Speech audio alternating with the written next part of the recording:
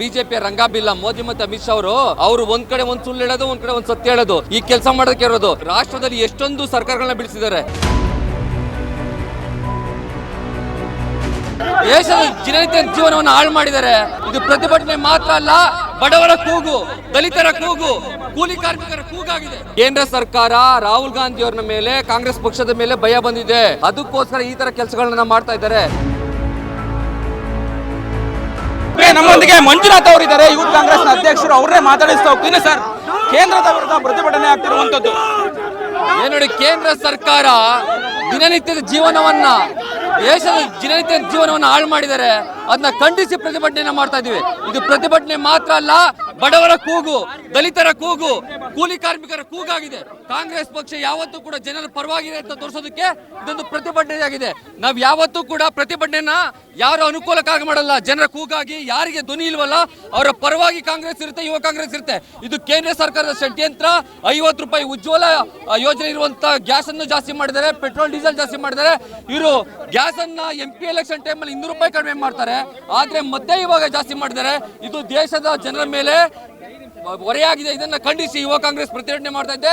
ನಮ್ಮ ಕಾಂಗ್ರೆಸ್ ಪಕ್ಷ ಪ್ರತಿಭಟನೆ ಮಾಡ್ತಾ ಇದೆ. ಇದನ್ನ ಯಾವತ್ತೂ ಕೂಡ ನಿಲ್ಸಲ್ಲ. ನಾಳೆ ಮೈಸೂರಿಂದ ಡೆಲ್ಲಿವರೆಗೂ ಕೂಡ ಪ್ರೊಟೆಸ್ಟ್ ಆಗೇ ಆಗುತ್ತೆ.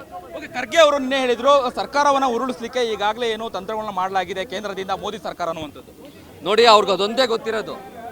ಈ ರಂಗಾಬಿಲ್ಲ ಇದಾರಲ್ಲ, ಬಿಜೆಪಿಯ ರಂಗಾಬಿಲ್ಲ ಮೋದಿ ಮತ್ತು ಅಮಿತ್ ಶಾ ಅವರು ಒಂದ್ ಕಡೆ ಒಂದ್ ಸುಳ್ಳು ಹೇಳೋದು, ಒಂದ್ ಕಡೆ ಒಂದ್ ಸತ್ಯ ಹೇಳೋದು, ಈ ಕೆಲಸ ಮಾಡೋದಕ್ಕೆ ಇರೋದು.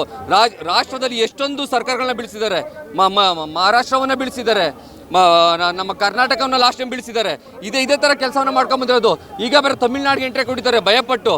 ಒಂದನ್ನ ತಿಳ್ಕೊಳ್ಳಿ, ಕೇಂದ್ರ ಸರ್ಕಾರ ರಾಹುಲ್ ಗಾಂಧಿ ಅವರ ಮೇಲೆ, ಕಾಂಗ್ರೆಸ್ ಪಕ್ಷದ ಮೇಲೆ ಭಯ ಬಂದಿದೆ. ಅದಕ್ಕೋಸ್ಕರ ಈ ತರ ಕೆಲಸಗಳನ್ನ ಮಾಡ್ತಾ ಇದ್ದಾರೆ. ನನಗೆ ಅರೆಸ್ಟ್ ಮಾಡಿಸೋದಕ್ಕೋಸ್ಕರ ಚಾರ್ಜ್ ಶೀಟ್ ಅಲ್ಲಿ ನಮ್ಮ ನಾಯಕರು ಹೆಸರು ತೋರಿಸಿದ್ದಾರೆ. ಇದೆಲ್ಲನ ಕೂಡ ನಾವು ನೋಡ್ತಾ ಇದೀವಿ, ಖಂಡಿಸ್ತೀವಿ. ಇದನ್ನ ಮುಂದಿನೊಂದು ದಿವಸ ಅವ್ರಿಗೆ ತಕ್ಕ ಪಾಠವನ್ನು ಕಲಿಸುವಂತ ಕೆಲಸ ರೇಟ್ ಆಗುತ್ತೆ, ಐಟಿ ರೈಡ್ ಕೂಡ ಆಗುತ್ತೆ ಅನ್ನುವಂಥದ್ದು ಮಲ್ಲಿಕಾರ್ಜುನ ಖರ್ಗೆ ಅವರು ಎಲ್ಲ ಒಂದ್ ಕಡೆ ಕಿವಿ ಮಾತು ಕೊಟ್ಟಿರೋದು, ಎಚ್ಚರಿಕೆ ಕೊಟ್ಟಿದ್ದಾರಾ ಅಂತ ಕೇಂದ್ರ ಸರ್ಕಾರಕ್ಕೆ?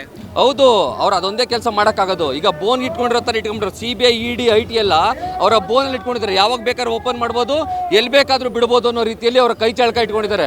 ಇದನ್ನ ನಮ್ಮ ರಾಷ್ಟ್ರೀಯ ನಾಯಕರಾದಂಥ ಖರ್ಗೆ ಅವರು ಹೇಳಿರೋದು ಸತ್ಯ. ಅವರು ನಮ್ಮ ನಾಯಕರುಗಳ ಮೇಲೆ ಅಟ್ಯಾಕ್ ಮಾಡೋದಕ್ಕೋಸ್ಕರ ED, IT, CBI ನ ಇಟ್ಕೊಂಡಿದ್ದಾರೆ.